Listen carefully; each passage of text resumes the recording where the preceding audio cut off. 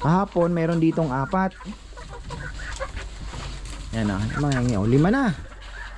'Di ba? 5 na. So maliliit na.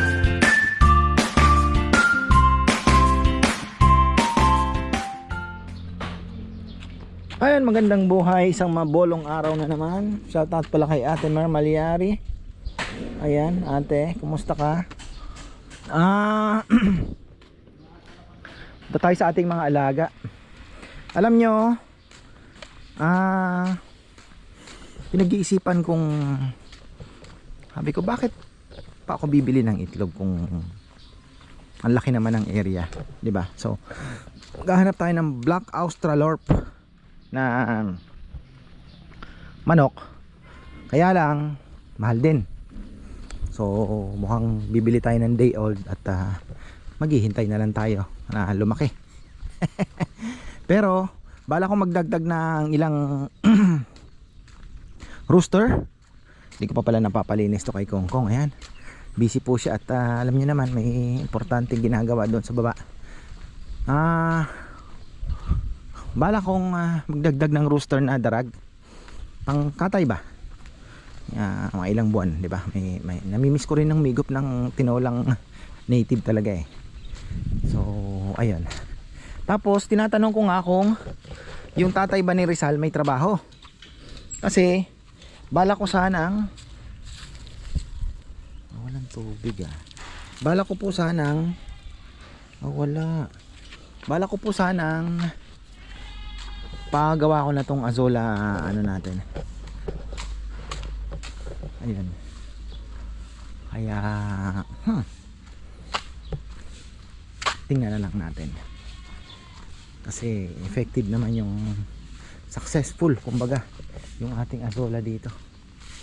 Ayan kita nyo naman ang kapal na. Galing no. Medyo kulang sa araw pero pwede na yan. Kulang sa araw. 10 ang lulutuin nyo bukas. Siyam yung order ata. Buti na lang naka-recover kahit pa paano.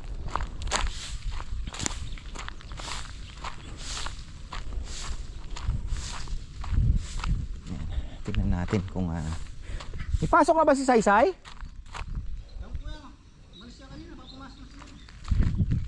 Problema nun, Sabado ata, may pasok siya. Nakawalan tayo ng cashier.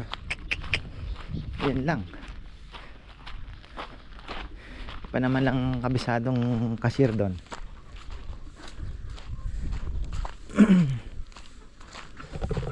Init ng panahon. Kumusta kaya ang kanilang bulate? Kasi nag-ano tayo, Uy, ang aamo naman ng mga choy-choy-choy natin. Maamo.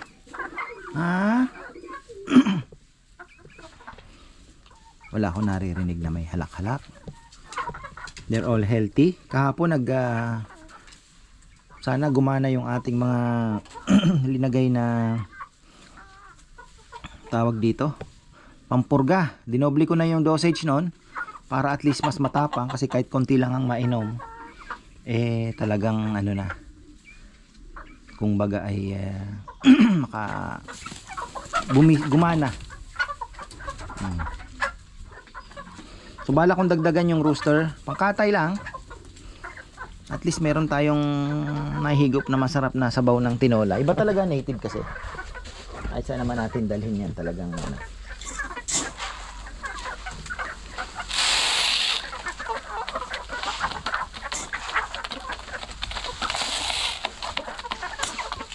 source of corn. Nandiyan naman ang ating kaibigang matalik na si Edgar Nabong.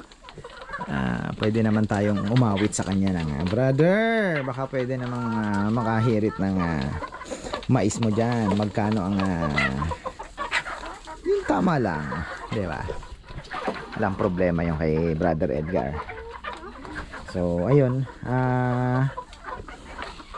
kasi pag dumami na po ito, kailangan na natin hanap ng ibang pakain. Pero sabi ko nga, mga layer siguro iba pa rin ano. Tapos iba rin yung pangkatay natin. titingnan natin. So far, they're all healthy. Napaka-healthy po ng ating mga manok. Waiting na lang po yan sa pangingitlog. Kahapon, meron ditong 4. Yan o, mga 5 na.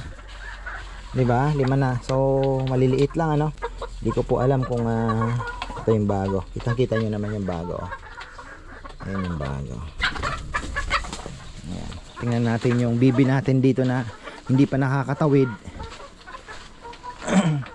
Uy, may bago, may kotse. Itatawid natin. Oh, diba? Who's that? Baka maglalaro lang yan. Makikilaro lang.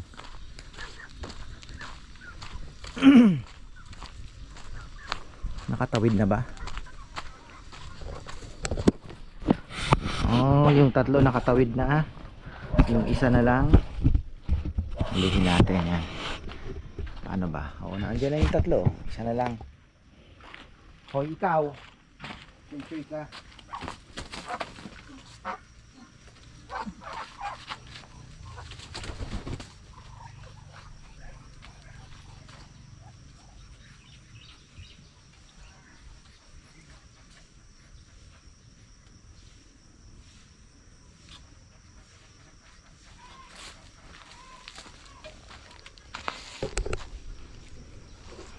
Wala kasing pintuan dito eh. Ang bihira oh. Kailangan pang umikot. Ang katipa naman.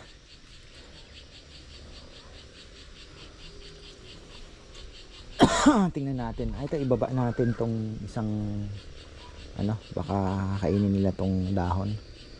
Ayan. Laki naman po nitong area nila. So, Black Australorp. Pagka nakulong na po natin, ano ba ang diskarte? Kasi yung mga bibi talaga, ang gagawin ko niyan, doon yan sa loft, pigeon loft. Yung mga bibi natin, yung mga breeders especially, doon talaga. So, mag-iiwan tayo. Hindi ko alam yung mga pangkatay, baka ihalo na rin natin sa ating mga manok na rin para isahan na lang ano. Kailangan lang natin maglagay pa dito ng mga kanilang tulugan pa. Kasi pag dumami po yan, kailangan pa natin. Pero, yun nga, yung mga pangkatay ay syempre separate. At tingin ko tingin ko makakasurvive. Sa tingin ko mailalabas yung gastos, unang-una. At the same time, kikita. Yung nasa isip ko po na plano kailangan ko lang talaga na siguro maasahang assistant dito sa anong to, sa venture na to. Kasi hindi ko naman po kayang gawin lahat to. Kailangan ko ng isang maasahang assistant dito na, 'di ba? Pag wala ako, may magpapainom, magpapakain, and then syempre help me monitor. So kasi pagka nag-ano na tayo sa bagay andito naman tayo palagi 'di ba? So kung kakaririn ko na po ito at total meron naman tayong lechon business na sabihin mong hindi mo naman wino-worry yung pang araw-araw mo talaga, tapos na andyan pa yung furniture. So okay naman na. Okay. Simple life but meaningful. Ayan, di ba? Ang inaantok tong isang to Kanina ko pa pinagmamasdan. Baka ito siguro yung lumalapit sa akin. Ako, ayan na, makulim lemons na ang ating buhay. Kulimlim na po ang panahon. At yung mga saging natin sana mabuhay naman, pero mukhang may nakikita akong medyo dying ember, mamatay. Ay, ang gandang gawing ano nito, lamesa oh. Lalaki to, kaya lang medyo ano din siya oh. Gandang gawin ng lamesa nito Oh. Reserve na po kayo.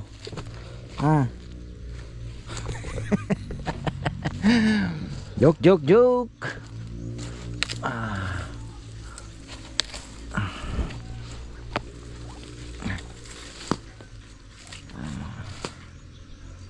Yo, may gulay-gulay kayo. Ayun kayo malunggay.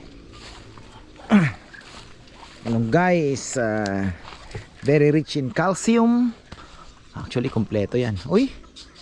Oh, wala naman pala akong pupuntahan dito. May pagkain pa kayo. Oh.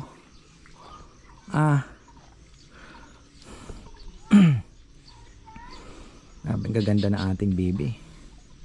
Happy na ako dyan. Kasi yan naman po pagpaparis-parisin na namin. Kailangan lang talagang maayos yung ating loft. Yan pa, isa pa. Paano ko hahati ng aking tao? Hindi ko naman po matigil yung production nung ating furniture dahil talagang awa ng Diyos, tuloy-tuloy. Marami pa po kasi kaming gagawing mga coffee table yung mga pinuputol-putol na namin. Tapos sabi ko pwedeng gawing table. Tapos yung mga makakapal na slab na hati din. So pwede pa, mga ilang coffee table pa rin naman po ang gagawin. Mga 2 to 3 weeks pa sigurong trabaho yan. Kaya hindi ko naman po, siyempre doon tayo sa may income, di ba?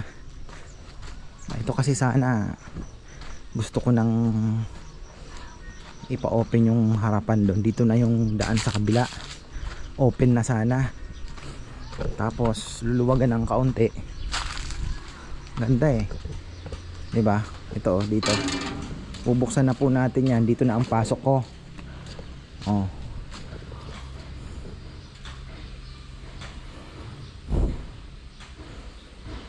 Yung pagdating doon, dire-diretso na sana. Ay, pwede naman. We will see.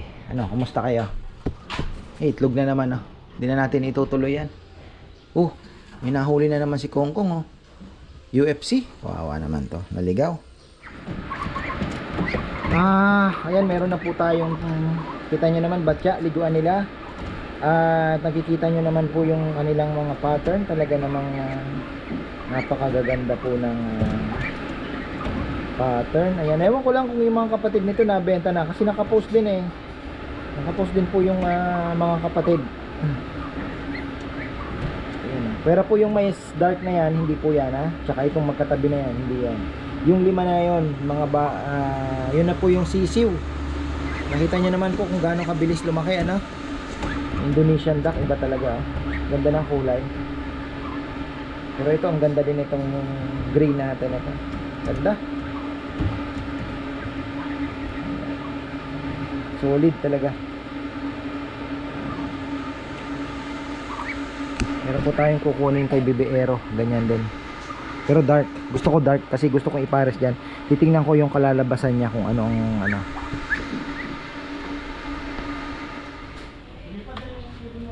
Di pa pwede lumipad yun. Yan, dito na po tayo dadaan pag ganon. One last visit sa ating mga alaga. Naku, happy. Alam nyo, talagang happy tayo. Olita! Parehas tayo ng routine sa hapon. Mag-iikot sa mga alaga. Ayan. Silipin natin. Tumihibo na naman na nakapasok na. Kulay itim. Okay na tayo sa ating gutom na naman ikaw, Choy. Lalaban natin yan. Ayun, dito Nako, pumasok na naman. Ano tong, ang ganda. Hindi sa atin to. Hindi atin to. Ibang klase. Ano to? Sing-sing lang na Chani. Ay, talaga. Alam nyo, ang pigeon loft ay talaga. Nga natin, baka may naligaw na naman. Yan So ang gagawin natin dito, guys, tingnan nyo naman, hanggang dito na po yan. Kukulong natin hanggang dito. Ayan, konting natakil ko na to hanggang dito, para dito na po yung liguan nila. Ito hindi ko na po gagalawin yan, pero haharangan ko yan ng kahoy na rin siguro, tubular. Harangan natin, tapos lalagyan ko po yan ng ipa na siguro mga 3 o 4 ang kapal. So magiging ipa po ng palayan or kusot ng natin, ng kusot ng mga pinag-anuhan ng kahoy. So yun na yung magiging flooring niya. So dito yung kanyang liguan, inuman na andito din, tapos naandoon yung pugad sa malayo. Open o bubuksan na po natin yan. So ganito siya, 1, 2, 3, tatlo. Mag-umpisa muna tayo siguro sa mga ganito lang muna. Tatanggalin na natin ito. Ito, tatanggalin natin yan. Ito, pwede natin harangan. Pwede nating harangan yan muna. Takpan na lang po natin yan. Ayan. Ito mas maluwag. Actually, mas maluwag to kaysa dito. Pero, pwede nating hatiin to. Dalawa. Kung talagang, pwede nating hatiin sa dalawa ito. Hatiin natin sa dalawa. Pero medyo masikip naman sa dalawa. Pero hindi naman. Pwede naman. Kunyari, dalawang trayo lang ilagay mo dito, di ba? Trayo. Tapos dito na. So ang walking natin, ito, tagusan, dire-diretso na hanggang doon. Kasi sa Indonesian duck farming, kailangan maganda rin ang kulungan mo para medyo may, di ba? Makikita nila, uy, maganda ang kulong, maganda quality yung mga So ganun din po ang gagawin ko ngayon. Yung mga bibilhin ko na materyales talagang yung mga magiging yung quality talaga sa reputable breeders natin kukuhanin. Kahit medyo pricey, pero pagka mga offspring naman nila, yung mga anak nila, magiging quality din naman. Yun naman po ang ating habol doon. So makakapag benta tayo. Kaya nga ni-reserve ko na rin yung, kasi yung yun, quality talaga yun. Tsaka yung whitehead natin na yun, maganda din. Kaya lang yung whitehead kasi na kulay itim na yun is parang OG siya. Pag sinabi mong OG ay old school na parang ganun ba? Hindi malumang pero marami pa din pong naghahanap. Tapos ito pwede nating dito brooder pwede nating pwede rin dito tayo maglagay ng manok una or yung mga bibi nating bagong pisa pwede nating lagay dito. So ito pwede nating hatiin pa. So yung mga bagong pisa dito natin ilalagay. Maganda yon kasi kahit hindi na natin isara yung mga gilid ng brooder natin, ay okay na rin, hindi na po ganun siya malalamigan dahil closed naman siya. Hindi na natin po actually, baka ito na lang ang open, 'di ba? Ganun na lang po ang gagawin. Ito, pang itong area na to, pang brooder. So, yan po yung ating plano sa buhay. Tingin ko mas maganda po kaysa sa yung kalapati kasi talagang mahirap bumalik yung pera talaga, gastos. Pero yung bibi naman po may karne ka, nakakatay mo, dun pa lang malaking advantage na. Tapos pwede ka magbenta ng hindi mo kailangan ng manalo or what, diba? Ang importante is kailangan mo lang makapagpag ng magagandang kulay. Tapos ayun, makakabenta-benta ka. Kahit pang karne, hindi ka malulugi. 'Di ba? So ayun po ang ating purpose diyan kasi sa ngayon gusto ko yung libangan may perang bumabalik. Grabe na palang lilim dito. Speaking of lilim, mukhang effective naman yung ating linagay na lason. Baka magbili na lang uli ako, maglagay po uli ako. Matagal na ako hindi nag-i-spray ng Magnum sa ibabaw, pero magaganda po ang nyug natin. O nagsigandahan. So, pwede tayo magbili uli nun. Yung parang bag na yon, effective talaga. Ayan, shoutout pala kay Tita Ligaya Lim. Long time no marites, Tita. How are you? How are you? Kumusta po kayo? Sensya na hindi ako nakapag-message. Bigla ko kayo naalala. Alam niyo naman magkadugtong ang ating kaluluwa. Ay, so ayan. Iwanan natin ang pagkain para bukas kahit bukas po ay sabagay iikot pala ako bukas ng maaga as usual. Siyempre iikot tayo ng maaga. Ayun no, ating mga ano, nandito na sila lahat. Kompleto pa naman ang roll call ano. Okay, dalawang puti, dalawang magkamukha, 5 itim, isang lace, may isang gray. Ayun, magkatabi yung ano. Okay, no problem. Wala pa pong mangingitlog dyan. Kahit yung sinampahan, nalanganin pa yon. Hindi pa po yun ready.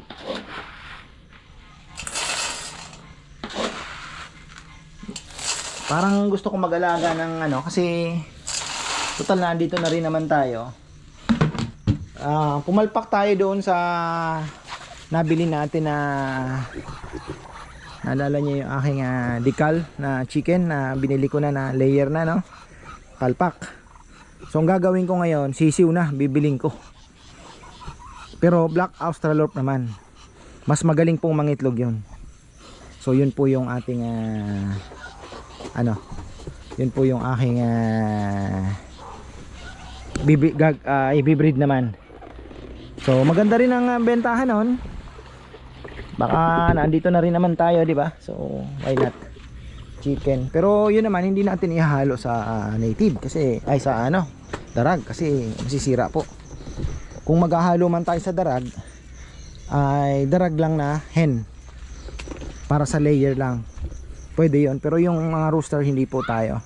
Pwede tayong maglagay ng rooster, yun naman ay pang breed natin. Ibig sabihin, papapisain mo yung itlog para meron kang pure, 'di ba? Pero kung egg production, pwede natin pakawalan dito kasama nung ating mga darag. Wala namang problema. So basta babae lang, huwag lalaki, kasi mamaya baka masampahan yung darag natin na babae nung barako, 'di ba? So ganun lang maghahalo, walang problema 'yon. Ayan. Baka makalimutan ko na naman tong ano, grabe, lakas din po ng ano kasi 2 horsepower yung ating ano, motor sa pump doon sa bahay. Pag naiwan mo ito, halos dire-diretso na po ang takbo. Kaya pag nakalimutan natin, ako yari ka. Yung solar nga umabot lang, nabawasan ng 2 hours. Sipin nyo yan.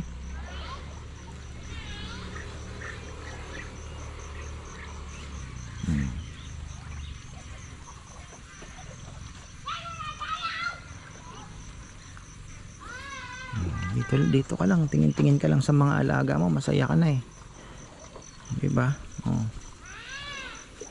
Lalo na pag marami na siguro, no? Saya. Masaya. Ito yung mga plastic na to. Ano to? Ano yung mga plastic dito? What is this? Ngayon ako pang pangit ito.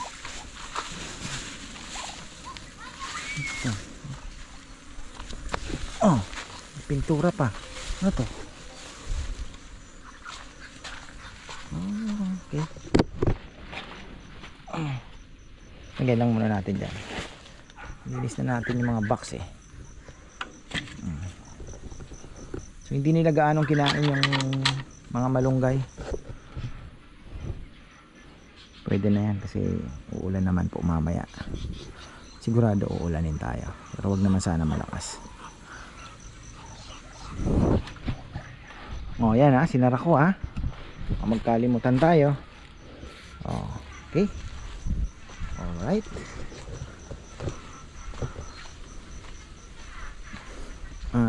Yung darag okay na tayo. Huwag na nating balikan yun. At okay naman na tayo. Problema natin dito yung tubig. Mataas yung dito kumpara doon. Hindi stuck. Problema, tatambak ka. Magtatambak para makakapasok na truck dyan. Kanal. Hindi ka magkanal. Hirap Ay nako. Ang baba na po ng tubig oh. Wala ako, di ako makapagpatubig gawa ng binuksan na naman nila yung ano ng yung sa irrigation namin sa ilog. Binuksan na naman po nila. Kaya hindi rin kami makapag patubig ngayon. Hindi talaga aabot yung tubig. So yun po ang isa sa mga problema din dito. Buti na lang okay naman yung mga isda. Wala naman naging problema. Laki oh, halos 1 meter na po yung baba na yan. Buti na lang malalim pa rin. Kasi talagang malaki po ang nilalim ng pond natin. Naman ang kinaganda. Ay, so ayan, okay na. At wala pa ring puso.